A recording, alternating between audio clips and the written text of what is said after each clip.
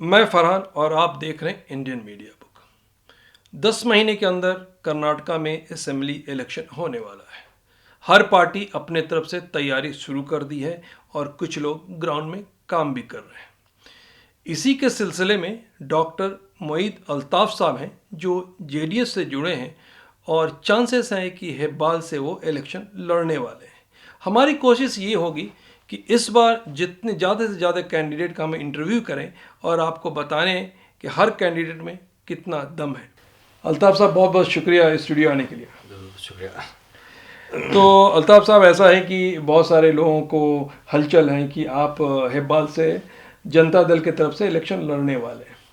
तो हम पहला सवाल ये है कि जनता भी जानना चाहती है कि आप कहाँ के रहने वाले हैं। फरहान साहब, मैं बेंगलोर का रहने वाला हूँ और मेरा मुकाम भी कोरमंगला से है। मैं कोरमंगला में मेरी पैदाइश हुई और मेरी पढ़ाई भी बेतनी स्कूल में मेरी पढ़ाई हुई। वहाँ से मैंने फिर उसके बाद मैंने पीयूसी साइंस में फर्स्ट पीयूसी और सेकंड पीयूसी किया।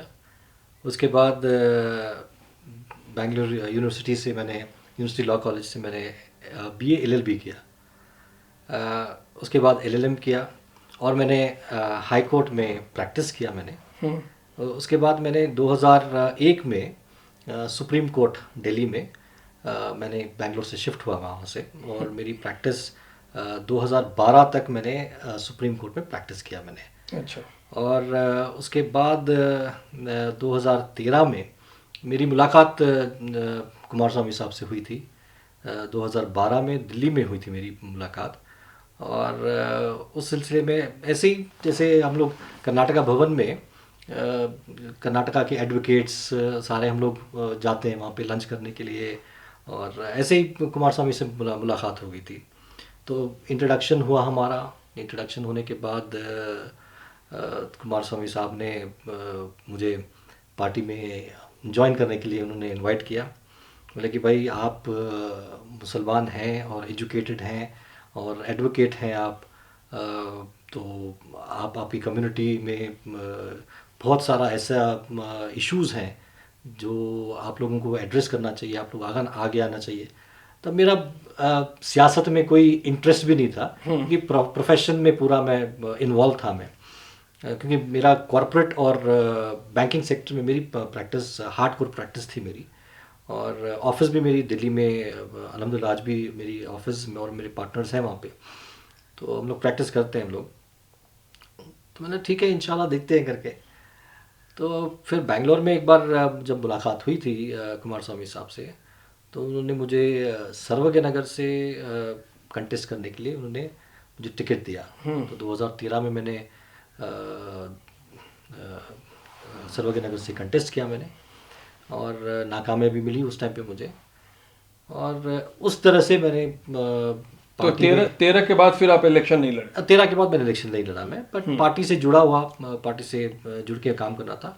और उसी दौरान जब मैं प्रैक्टिस कर रहा था, क्योंकि मेरी लीगल फेटर्निटी से मेरी कनेक्शन है, तो मेरा एक ख्वाब था कि मैं एक लॉ स्कूल इस्टेब्लिश करूं। तो इलेक्ट्रॉनिक सिटी में मेरी ज़मीन थी मेरी वहाँ पे, तो मैंने ज़मीन को मैंने वहाँ पे इस्टेब्लिशमेंट करने के लिए मैंने काम शुरू किया मैंने। और 2015 में एनए global law school Karnataka state law university से एफिलेशन लेके और बार काउंसिल से एफिलेशन लेके मैंने लॉ स्कूल इस्टेब्लिश किया। और तो दिल्ली से मैंने माइग्रेट होके बेंगलोर आया और इलेक्शन भी लड़ा यहाँ से और इंस्टीट्यूशन और पार्टी से जुड़ के काम कर रहा था। तो पार्टी में मुझे 2014 में स्टेट माइनॉरिटी प्रेसिडेंट को अपॉइंट किए थे मुझे। और फिर उसके बाद 2015 में यूथ वर्किंग प्रेसिडेंट बनाया था और फिर दोबारा 2016 में स्टेट माइनॉरिटी प्रेसिडेंट दिए और 2018 के इलेक्शंस में कई सारे डिस्ट्रिक्ट्स का इंचार्ज बनाया गया था मुझे। और मैं कुमार स्वामी साहब के साथ कैंपेन में सारे स्टेट का दौरा किया मैंने। और उसी टाइम पे जब हमारी 2018 का जब रिज़ल्ट आया और कुमार स्वामी साहब और कांग्रेस के साथ हमारी अलायंस गवर्नमेंट बनी थी, 2018 में मुझे स्टेट स्पेशल रिप्रेजेंटेटिव बनाया गया था टू न्यू दिल्ली, क्योंकि मेरा दिल्ली से जो ज़्यादा टाइम वहीं लगता था। टाइम था, तो मुझे special representative to new Delhi government of Karnataka से कैबिनेट रैंकिंग में अपॉइंट करके मुझे वहाँ पे अपॉइंट किया गया था। तो ये बताइए कि हेब्बाल क्यों? हेब्बाल क्यों? देखिए, बैंगलोर, अब मेरा बेस बैंगलोर से है और मैं यहीं का मैं नागरिक हूँ। मैं यहीं पे मैं रहता हूँ। मेरी फैमिली, मेरे वालिद साहब, मेरे मदर, मेरे भाई, मतलब सब लोग हमारे बैंगलोर बेस्ड हैं। तो हेब्बाल कॉन्स्टिट्यूंसी मैंने सेलेक्ट किया क्योंकि यहाँ पे जो कॉम्पैक्ट एरिया है, पूरा पूरा जो कंजस्टेड एरिया भी है, ये डेवलपमेंट के हिसाब से देखा जाए, क्योंकि आप देखिए कावेरी पानी का जो मसला है, ये पिछले कई सालों से, जब 6 स्टेज का भी अलॉटमेंट हुआ था करने के लिए, लेकिन पानी, पीने का पानी का जो जो दिक्कत है वहाँ पे, उसमें कई सारे इलाके हैं, जैसे चामुंडी नगर हो गया, जैसे आपका मिट्टीडल्ली हो गया, आपका मरोनम पाड्या हो गया, आपका जेसी नगर हो गया आपका। ये कंजेस्टेड एरिया में डेवलपमेंट के नाम से कोई भी आज तक काम नहीं हुआ है। आप देखा जाए कि मेन रोड के Hebbal main road Bellary road जो है, इसकी ये तरफ आप देखिए संजय नगर है, संजय नगर है और राधा कृष्णा वार्ड भी है वहाँ पे। संजय नगर क्योंकि ये पॉश एरिया है, क्योंकि सारे मिनिस्टर लोग, एमएलएज, ब्यूरोक्रेट्स रहते हैं वहाँ पे, तो वहाँ पे साफ़ सुथरी का इंतज़ाम किया गया है, वहाँ पे डेवलपमेंट किया गया है। बट यहाँ पे आप देखा जाए तो कि क्योंकि रोड कंजेस्टेड हैं, बिल्डिंग्स कंजेस्टेड हैं, पूरा एरिया कंजेस्टेड है, लेकिन डेवलपमेंट के नाम से कुछ नहीं किया गया आज तक।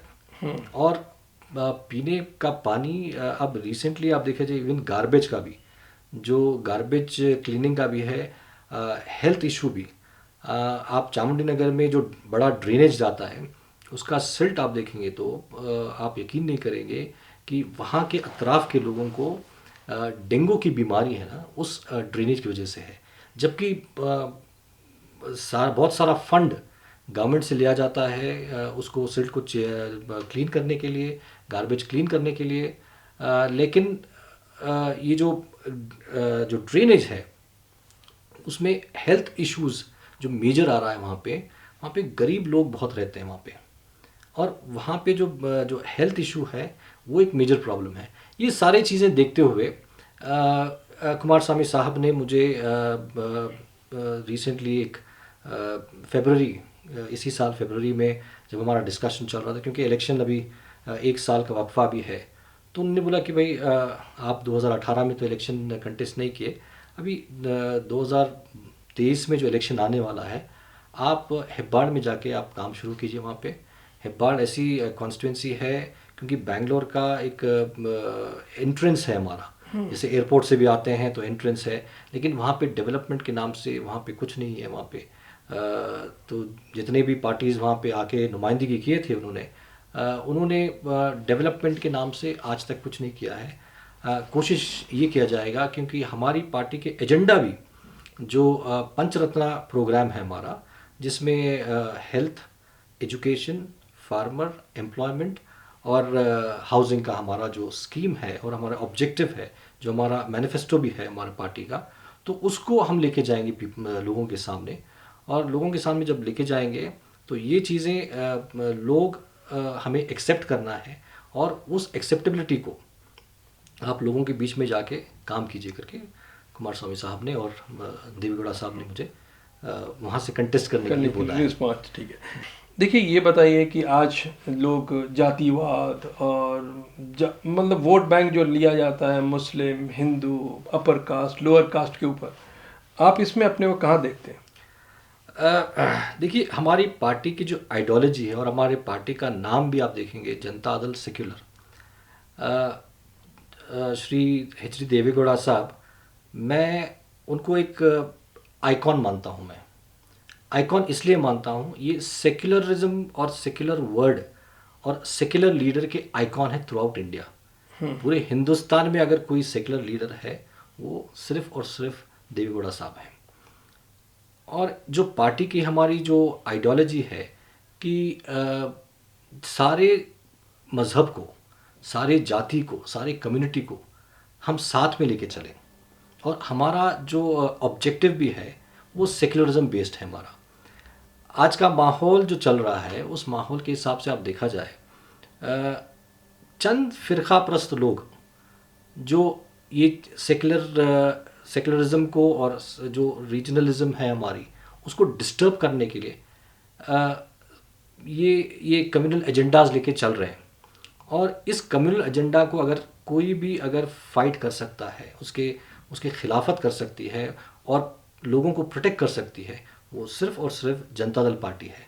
और जनता दल पार्टी की और जनता दल की आइडियोलॉजी पे है। उस आइडियोलॉजी को लोगों के पास, ऐसा नहीं है कि सारे हिंदू कम्युनल हैं, नहीं, मैं नहीं मानता ये चीज़ को। 99% हिंदू लोग भी सेक्युलर हैं। वो चाहते हैं कि भाई हर मज़हब के लोग, हिंदू और मुसलमान, साथ में मिलके जिए, खुशी खुशी जिए। और सबका एक ही मोटिव है कि डेवलपमेंट। और हमारी पार्टी का और कुमार स्वामी का, बिकॉज कुमार स्वामी साहब है ना, एक विजनरी है। आप देखा जाए 2006 में जब उन्होंने गवर्नमेंट सरकार बनाई थी, बीजेपी के साथ ही गवर्नमेंट बनाए थे उन्होंने। जब बीजेपी के साथ गवर्नमेंट बनाए थे, सदानंद गौड़ा तब पार्टी के बीजेपी के अध्यक्ष थे। यही सदानंद गौड़ा बाबा बुडनगिरी के अंदर इन्होंने एक जो मसला किए थे, और येडुरप्पा डिप्टी सीएम थे। येडुरप्पा और कुमार स्वामी साहब साथ में ही थे जब ये मसला हुआ था। और कुमार स्वामी साहब ने सदानंद गौड़ा को अरेस्ट करवाया था, क्योंकि सरकार और सीएम ये थे, जबकि अलायंस बीजेपी के साथ थी। सदानंद गौड़ा को अरेस्ट कराया था। ये सेक्युलर, ये सिंबल ऑफ सेक्युलरिज्म है, क्योंकि कोई भी कम्युनिटी डिस्टर्ब नहीं होना चाहिए। और विजनरी मैं इसलिए बोल रहा हूँ मैं आपको कि कुमार स्वामी साहब का, क्योंकि बृहद बैंगलोर महानगर पालिका, अगर आप देखा जाए 2006 के अंदर सारे सीएमसी को, जैसे केआरपुरम हो गया, आपका बमनहल्ली का हो गया या माधेपुरे का हो गया, ये सीएमसी को वो बीबीएमपी के दायरे में, वो ज्यूरिडिक्शन के दायरे में लेके आए। और कुमार स्वामी साहब की जो विजनरी जो सोच है, क्योंकि बैंगलोर इतना डेवलप हो चुका है, कॉस्मोपॉलिटन हो चुका है, ट्रैफिक का मसला है, पानी का मसला है, रोडों का मसला है, ड्वेलिंग हाउसेस का मसला है। उस मसलों को अगर हल किया जाए तो ग्रेटर बैंगलोर का हमारा एक एजेंडा है। हमारा जो जो स्कीम है कि बैंगलोर को बढ़ाया जाए कि और 50 किलोमीटर के रेडियस में नया बैंगलोर बनाया जाए, ग्रेटर बैंगलोर बनाया जाए। तो ये सोच करने के लिए एक अच्छा लीडर और अच्छा एक मुख्यमंत्री, सीएम की ज़रूरत है हमें, जो कर्नाटका को और बैंगलोर को डेवलप किया जाए। और इस बैंगलोर को डेवलप करने के लिए, क्योंकि आज के हम लोग फोकस कर रहे हैं कि भाई आज के 20 साल 25 साल, क्योंकि पॉपुलेशन जब इंक्रीज़ होगी, आप देखिए जैसे सिमेट्री हो गया, कब्रिस्तान हो गया, हिंदू लोगों का जो ग्रेवयार्ड हो गया, अगर बैंगलोर के अंदर देखा जाए तो ये इतना टाइट हो चुका है। कोई भी आप ग्रेवयार्ड देख लीजिए, क्योंकि वहाँ पे अब फैसिलिटी नहीं है। अगर जब तक हम लोग एक विजन के साथ आगे नहीं बढ़े, बैंगलोर को डेवलप और बैंगलोर को एक्सपैंड ना करें हमें, तो बहुत मुश्किल हो जाएगा। तो ये विजन रख के हम लोग है ना इस पे चल रहे हैं। और सेक्युलर आप देखा जाए, क्योंकि सारे मसलों के मामले के अंदर, चाहे जो भी मसले आजकल जो आ रहे हैं, कुमार स्वामी साहब उसको बाखुदा वो डिफेंड कर रहे हैं। और एक सोशल सिक्योरिटी, लोगों को सोशल सिक्योरिटी आगे लेके आने के लिए वो खड़े हुए हैं।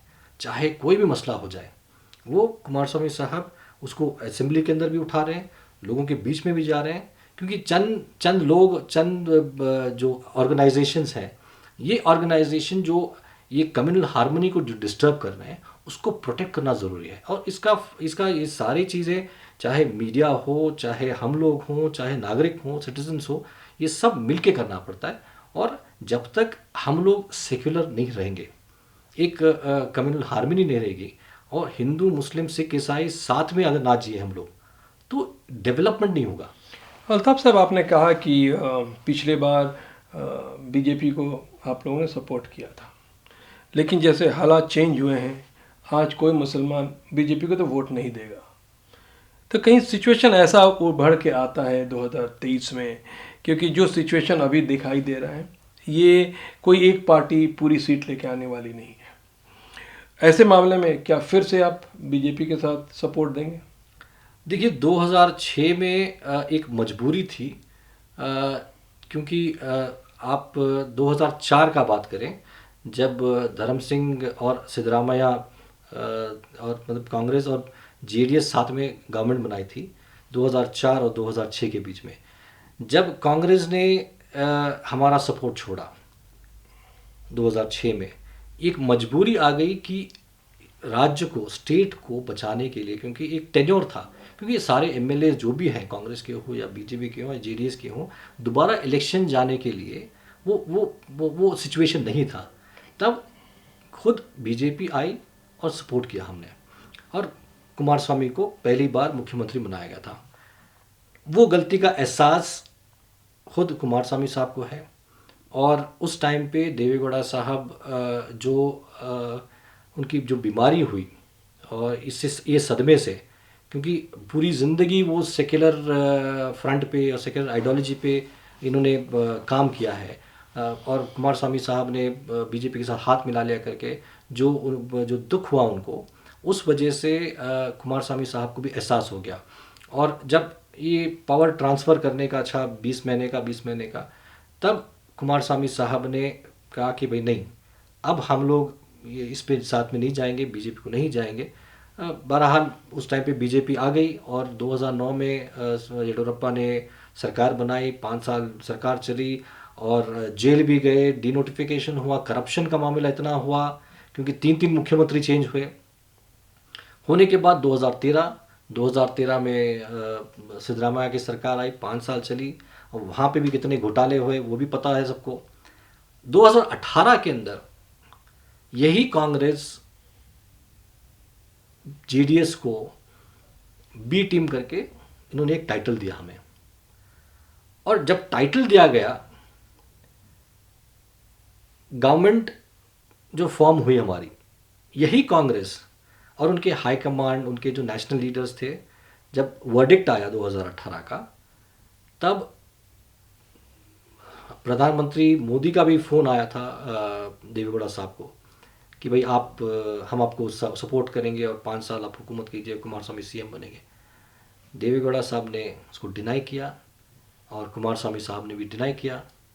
जब गुलाम नबी आज़ाद साहब और मल्लिकार्जुन खड़गे साहब आए थे, और उस टाइम पे देवेगौड़ा साहब ने बोले कि भाई आप खड़गे साहब को बनाइए, मल्लिकार्जुन खड़गे साहब को आप सीएम बनाइए, हम सपोर्ट करेंगे। लेकिन कांग्रेस की हाई कमांड ने नहीं, कुमार स्वामी को ही आप मुख्यमंत्री बनाएंगे करके 2018 में हमने कांग्रेस के साथ हमने अलायंस करके गवर्नमेंट फॉर्म करी, और 14 महीने हमारे गवर्नमेंट चली। उसके बाद तो आपको पता है क्या क्या चला। मैं उसी के ऊपर आता हूँ, ये मेरी आखिरी सवाल है आपसे कि देखिए 2018 में क्या हुआ कि बीजेपी बहुत कम सीट से थी, तो बहुत तोड़ना आसान था, लोगों को कन्विंस कन्विंस करने का तरीका आपको मालूम है, कैसे उनको अपने तरफ बुलाया जाता है, वो हमको बोलने की ज़रूरत नहीं है, जनता को मालूम है। तो जो गिफ्ट दे के लोगों को बुलाया गया, लोग चले गए। अगर ऐसा 2023 में होता है, क्योंकि देखिए 15 लोगों को तोड़ना और 20 लोगों को तोड़ना बहुत ही आसान है, तो और ये भी सही जाहिर है, जो सर्वे अभी बता रहा है कि डेफिनेटली अगर 23 में गवर्नमेंट बनती है, बीजेपी अगर हटती है, तो जेडीएस और कांग्रेस को मिलके ही गवर्नमेंट बनाना पड़ेगा। चाहे आप लोगों के अंदर मिलाप हो या ना हो, मजबूरी में आप लोगों को मिलके ही गवर्नमेंट बनाना पड़ेगा। देखिए फरहान साहब, आपका जो माहौल जो चल रहा है, आप देखिए कि जो रीजनल पार्टीज़ और रीजनलिज्म जो आ रहा है लोगों के बीच में, और लोग और वोटर्स को समझ आ चुका है कि किस गवर्नमेंट ने क्या किया है, किस सीएम ने क्या किया है, कौन सी पार्टी, नेशनल पार्टीज़ जो कर्नाटक के अंदर किया है। अभी जो एग्जिस्टिंग रीजनल जो बीजेपी गवर्नमेंट है, वो बीजेपी गवर्नमेंट का जो 40% का है, खुद उनके एक मिनिस्टर हाल ही में अभी रिज़ाइन करके उनको निकाला गया है। और ये 40% का ये हम नहीं कह रहे, ये खुद ये मीडिया के अंदर और सबूत के साथ, और कॉन्ट्रैक्टर एसोसिएशंस जो जितने भी गुत्तेदार हैं, जितने भी कॉन्ट्रैक्टर्स हैं, ये सामने लेके आ चुके हैं। और जितना भी ये जो कांग्रेस के जितने भी 14 लोग जो बीजेपी को ट्रांसफ़र, जैसे आप कह रहे हैं कि गिफ्ट के साथ गए, और जो उनको अपीजमेंट किया गया, उनको जो सीट दिया गया, उनको मिनिस्टर बनाया गया, ये कांग्रेस के ही एमएलए के भी गए ना, जेडीएस के 3 गए थे, हाँ। 14 कांग्रेस के गए थे। लेकिन आज सारे कर्नाटका के अंदर कर्नाटका के लोगों के बीच में एक सोच आ चुकी है कि रीजनल पार्टी को क्यों ना हम लोग भी रीजनल पार्टी को लेके आए। जैसे तमिलनाडु के अंदर, जैसे आप देखिए तेलंगाना के अंदर, आंध्रा के अंदर आप देखिए ममता बनर्जी जैसे ये ऐसे जो जो रीजनल पार्टीज हैं, जो रीजनल पार्टी कर्नाटका में भी एक जो रीजनल पार्टी है वो जेडीएस है। और जो हमारे जो प्रोग्राम्स हैं और कुमार स्वामी जिस तरह से जो पार्टी को लेके जा रहे हैं और लोगों के बीच में जा रहे हैं और हमारे ऑब्जेक्टिव्स के साथ जा रहे हैं, हमारे मैनिफेस्टो के साथ जा रहे हैं कि भाई 5 साल सरकार आप हमें एक मेजॉरिटी की सरकार दीजिए। अगर आप उम्मीद है इंशाल्लाह, उम्मीद है। लेकिन देखेंगे, लेकिन एक चीज़ मैं बता दूं कि अगर बीजेपी 15 और 20 सीट से पीछे रहती है गवर्नमेंट बनाने में, तो चाहे जेडीएस हो या कांग्रेस हो, उसे तोड़ना तो बहुत आसान होगा। तो कहीं ना कहीं जेडीएस का और कांग्रेस का गोल होना चाहिए कि अगर वो सेकेंड लार्जेस्ट और थर्ड प्लेटफॉर्म पे भी आती है तो नंबर ऑफ सीट गैप ज़्यादा हो कि आप 50 को तो तोड़ नहीं सकते, 50 को तो गिफ्ट नहीं दे सकते। तो ये जो गैप है इस बार आप लोगों को शायद देखना पड़ेगा, अगर आप चाहते हैं आपकी गवर्नमेंट बने तो गैप बढ़ाना पड़ेगा। सही नहीं तो 15-20 को तोड़ना किसी के लिए, क्योंकि हमारा भी सोच वही है कि हम लोग मेजॉरिटी में आए। इसलिए मेजॉरिटी में आए क्योंकि बीजेपी को जैसे आप कह रहे हैं कि 50 में आए, 60 में आए, 40 में आए, जो हमारी मेजॉरिटी का है हम लोग, क्योंकि अभी देखिए हमारा ओल्ड मैसूर के अंदर हमारा जो स्ट्रेंथ है हम लोग उसको एक्सपैंड करके मुंबई कर्नाटका और हैदराबाद कर्नाटका भी हम लोग जा रहे हैं और सेंट्रल कर्नाटका में भी जा रहे हैं हम लोग। तो इस हिसाब से जो उम्मीद है कि हम एक मेजॉरिटी सरकार बनाएं और बीजेपी को दूर रखें और इस बार अलायंस गवर्नमेंट ना हो। हाँ, लेकिन देखिए अभी 10 महीना इलेक्शन में बाकी है अल्ताफ साहब, लेकिन अभी का जो ग्राउंड का सिचुएशन है वो यही बता रहा है कि कोई भी 3 पार्टी में अकेले गवर्नमेंट नहीं बना रही है, किसी 2 को मिलना पड़ेगा। तो अब ये देखना पड़ेगा जनता किसको ज़्यादा देती है और कौन किसके साथ मिलके गवर्नमेंट बनाता है। क्योंकि जैसे सही कांग्रेस दावा कर रही है वो बीजेपी के साथ नहीं जाएगी, आप लोग भी कहते हैं बीजेपी के साथ नहीं आएगी, तो लगता यही है कि अगर सीट ऊपर नीचे होता है तो जेडीएस और कांग्रेस मिलकर गवर्नमेंट बनाएगी। नहीं, उस टाइप की बात करें उस टाइप की होगी क्योंकि जब इलेक्शन होगा अभी 10 महीने हैं कि अब सारे पार्टी ना अभी 10 महीना है, सिचुएशन ग्राउंड का चेंज होगा, पब्लिक किसको सेलेक्ट करती है देखें। बहुत बहुत शुक्रिया अल्ताफ साहब इससे बात करने के लिए। पिछला जो इलेक्शन हुआ था उसमें एक माइनॉरिटी की तरफ से ये कहा गया था कि कांग्रेस को सपोर्ट कीजिए और बीजेपी को रोकने के लिए एक बहुत सारे ऑर्गेनाइजेशन इस बात को कहे थे और बहुत सारे जगह लोगों ने इसको माना भी था। उसका एक एग्जांपल आपको देता हूँ। टुमकुर में क्या हुआ था। टुमकुर के अंदर जब इस बात को कहा कि क्योंकि लोग सर्वे नहीं करते हैं प्रॉपर वे और एक हवा बना देते हैं कि इस पार्टी को सपोर्ट करना है। देखिए अगर आप सेकुलर पार्टी की बात करते हैं तो आपके सर्वे में इतना ज़रूर दिखाई देना चाहिए कि कितने % से कौन जीत रहा है और किस पार्टी को उस एरिया में सपोर्ट करना चाहिए। आप पूरे कर्नाटक के लिए एक टाइप का बात नहीं कर सकते हैं कि एक पार्टी को आप सपोर्ट करें। बिना सर्वे के अगर आप बात करते हैं तो ये पता चलता है कि जिस पार्टी को आप रोकना चाहते हैं वो जीतती है। यही एग्जाम्पल आया था टुमकुर में। लोगों ने कहा कांग्रेस को वोट दो और जनता दल 1% और 2% से 4 जगह से बीजेपी से हार गई थी और बीजेपी वहाँ गवर्नमेंट बनाई थी। तो जब भी आप कोई स्टेटमेंट देते हैं या किसी को सपोर्ट करने की बात करते हैं आपका सर्वे परफेक्ट होना चाहिए। Thank you so much watching Indian media book.